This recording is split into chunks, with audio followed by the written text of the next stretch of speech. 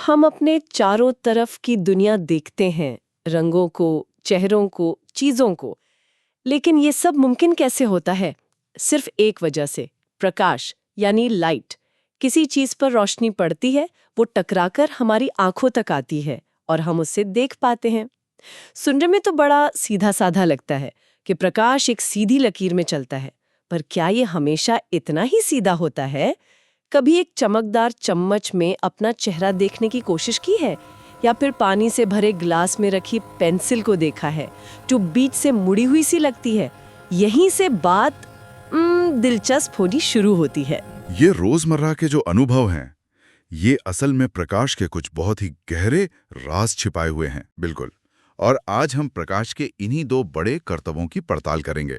पहला है रिफ्लेक्शन, यानी किसी सतह से टकराकर लौट आना, और दूसरा है रिफ्रैक्शन, यानी एक माध्यम से दूसरे में जाते हुए रास्ता बदल लेना।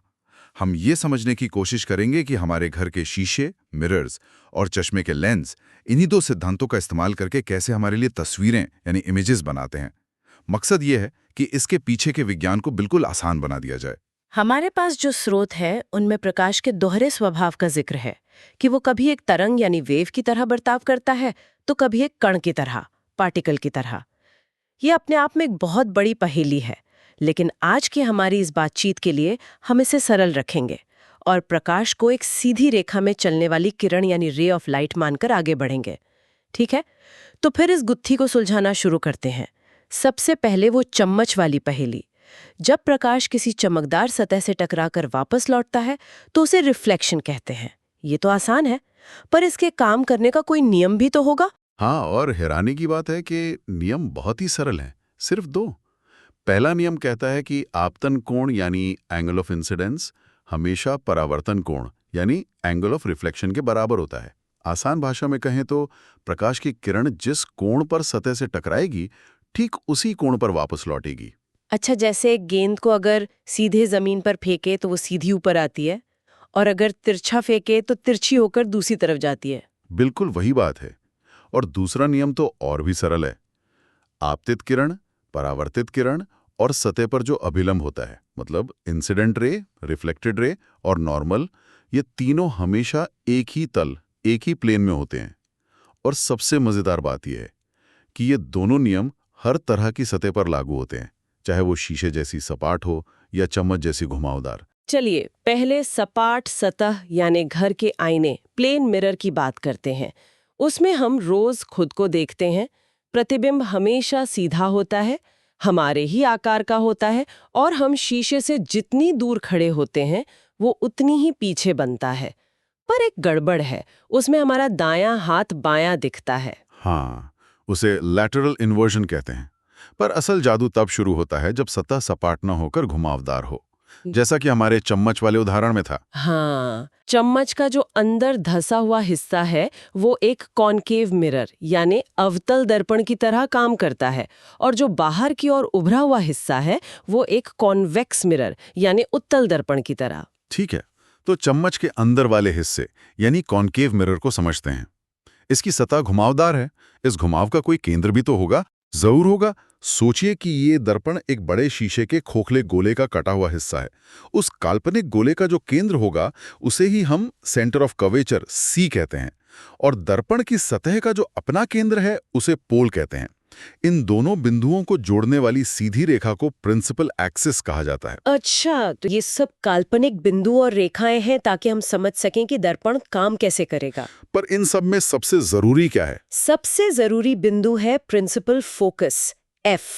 ये वो जादुई बिंदु है जहां प्रिंसिपल एक्सिस के समानांतर आने वाली प्रकाश की सारी किरणें परावर्तन के बाद आकर मिलती है, और पोल से इस फोकस तक की दूरी को फोकल लेंथ एफ कहते हैं। मुझे याद है बचपन में मैं एक आवर्धक लेंस मैग्नीफाइंग ग्लास से कागज जलाने की कोशिश करती थी, पर मैंने सुना है कि ये काम कॉनकेव मिरर से भी हो सकता है।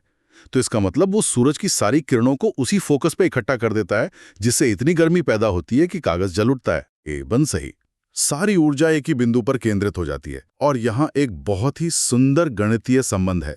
दर्पण जिस गोले का हिस्सा है उसकी त्रिज्या यानी रेडियस ऑफ कर्वेचर आर हमेशा फोकल लेंथ एफ की दोगुनी होती है, यानी r is equal to 2f। इसका मतलब फोकस पोल और सेंटर ऑफ कर्वेचर के ठीक बीच में होता है। तो अब असली सवाल पर आते हैं। ये दर्पण प्रतिबिंब कैसे बनाते हैं? सुना है कि कॉन्केव मिरर में कभी चेहरा सीधा दिखता है, कभी उल्टा, कभी बड़ा तो कभी छोटा। ये क्या चक्कर है? ये कोई चक्कर नहीं, बल्कि एक बहुत ही व्यवस्थित पैटर्न है। प्रतिबिंब कहाँ और कैसा बनेगा, ये बस इस बात पर निर्भर करता है कि आपने वस्तु को दर्पण के सामने कहाँ रखा है। अब सवाल यह है कि हम पता कैसे लगाएं कि प्रतिबिंब कहाँ बनेगा। इसका जवाब ढूंढना जासूसी करने जैसा है। हमें बस कम से कम 2 किरणों का पीछा करना है। वो परावर्तन के बाद जहां एक दूसरे को काटेंगी, समझिए वहीं पर आपका प्रतिबिंब छिपा है। दिलचस्प। तो चलिए जासूसी शुरू करते हैं। मान लीजिए मैं दर्पण से बहुत दूर हूँ। जब वस्तु बहुत दूर यानी अनंत पर होती है तो सारी किरणें समानांतर आती हैं और फोकस F पर मिलती हैं। तो प्रतिबिंब बिल्कुल बिंदु के आकार का, वास्तविक और उल्टा बनेगा। अब जैसे जैसे आप दर्पण की तरफ बढ़ेंगे, एक पैटर्न देखिए। आपका उल्टा प्रतिबिंब दर्पण से दूर भागेगा और बड़ा होता जाएगा। और अगर मैं ठीक सेंटर ऑफ कर्वेचर C पर आकर खड़ी हो जाऊं? यहां एक दिलचस्प समरूपता देखने को मिलती है। जब वस्तु ठीक सेंटर ऑफ कर्वेचर पर होती है तो दर्पण उसे वहीं का वहीं उसी आकार में पलट देता है। यह उस दर्पण का संतुलन बिंदु जैसा है। इस बिंदु के अंदर या बाहर जाते ही खेल पूरी तरह बदल जाता है। असली जादू तो तब होता होगा जब हम फोकस के पास पहुंचते हैं। बिल्कुल।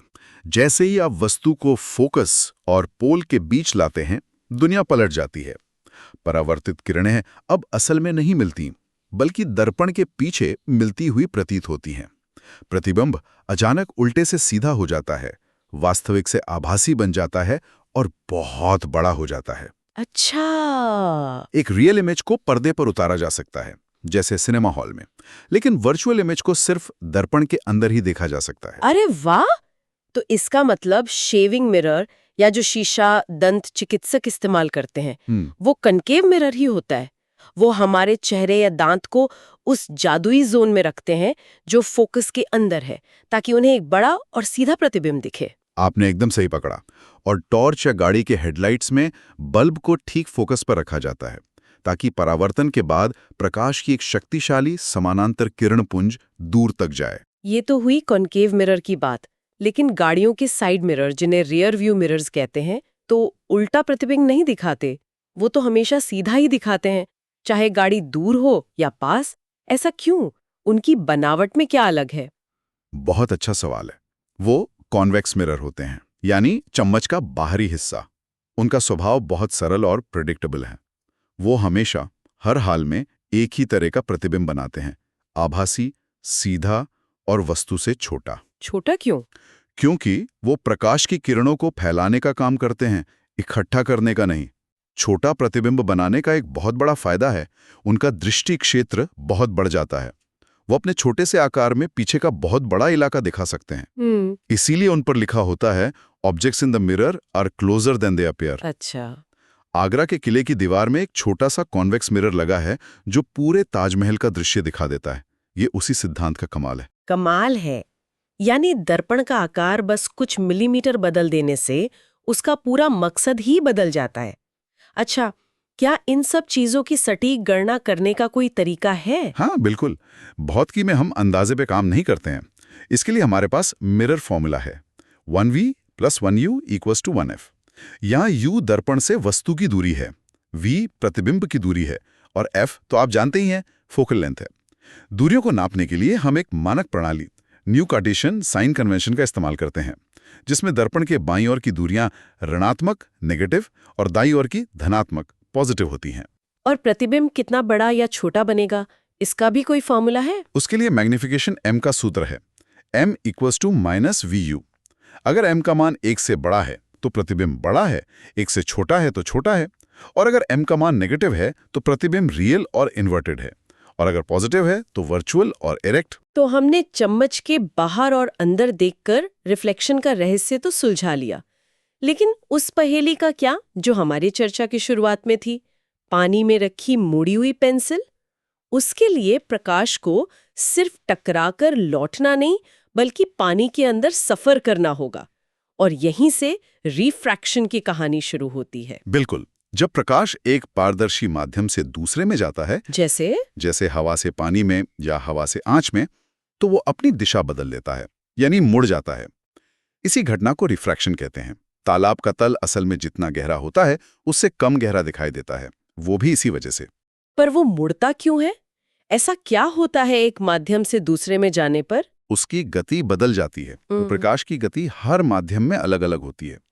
निर्वात में वो सबसे तेज चलता है, पर जैसे ही वो हवा, पानी या कांच में घुसता है वो धीमा हो जाता है।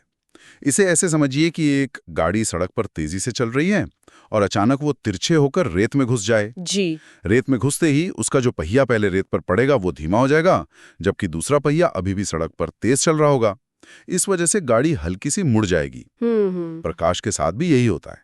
वाह, ये तो बहुत ही आसान उदाहरण था। तो क्या इसके भी रिफ्लेक्शन की तरह कोई नियम है? हाँ, इसके भी दो नियम हैं। पहला नियम तो वैसा ही है, लेकिन दूसरा नियम, जिसे स्नेल्स लॉ कहते हैं, वो बताता है कि प्रकाश कितना मुड़ेगा। ये कहता है sine i sine r is equal to constant, जहां आई आपतन कोण है और आर अपवर्तन कोण है। ये जो स्थिरांक है, कांस्टेंट, यही उस माध्यम की पहचान है। इसे रिफ्रैक्टिव इंडेक्स एन कहते हैं। रिफ्रैक्टिव इंडेक्स ये क्या बताता है? रिफ्रैक्टिव इंडेक्स बस ये बताता है कि किसी माध्यम में प्रकाश की गति निर्वात की तुलना में कितने गुना कम हो जाएगी। जैसे पानी का रिफ्रैक्टिव इंडेक्स 1.33 है, इसका मतलब पानी में प्रकाश की गति 1.33 गुना कम हो जाती है। हीरे का 2.42 है, जो बहुत ज्यादा है। इसीलिए हीरा इतना चमकता है, क्योंकि प्रकाश उसके अंदर जाकर बहुत धीमा हो जाता है और कई बार अंदर ही अंदर टकराता रहता है। एक बात और, स्रोतों में लिखा है कि केरोसिन का द्रव्यमान घनत्व पानी से कम होता है, इसलिए वो पानी पर तैरता है। लेकिन उसका रिफ्रैक्टिव इंडेक्स पानी से ज्यादा है। ये थोड़ा उलझाने वाला है। ये एक बहुत महत्वपूर्ण बिंदु है। हमें मास डेंसिटी को ऑप्टिकल डेंसिटी से नहीं उलझाना चाहिए। ऑप्टिकल डेंसिटी का मतलब है कि कोई माध्यम प्रकाश को कितना धीमा करता है। तो केरोसिन पानी से ऑप्टिकली डेंसर, यानी प्रकाशीय रूप से सघन है, भले ही वो उससे हल्का हो। ये इस पर निर्भर नहीं करता कि माध्यम कितना भारी है, बल्कि इस पर कि उसकी बनावट प्रकाश के रास्ते में कितनी रुकावट डालती है। अब समझ आया। तो अब जब हम रिफ्रैक्शन समझ गए हैं, तो हम चश्मे और आवर्धक लेंस के रहस्य को भी खोल सकते हैं। बिल्कुल। लेंस और कुछ नहीं, बल्कि रिफ्रैक्शन के सिद्धांत पर काम करने वाले घुमावदार पारदर्शी टुकड़े हैं। मोटे तौर पर ये दो तरह के होते हैं। पहला है कॉन्वेक्स लेंस, उत्तल लेंस, जो बीच में मोटा और किनारों पर पतला होता है। ये प्रकाश की किरणों को एक बिंदु पर केंद्रित करता है, ठीक कॉनकेव मिरर की तरह।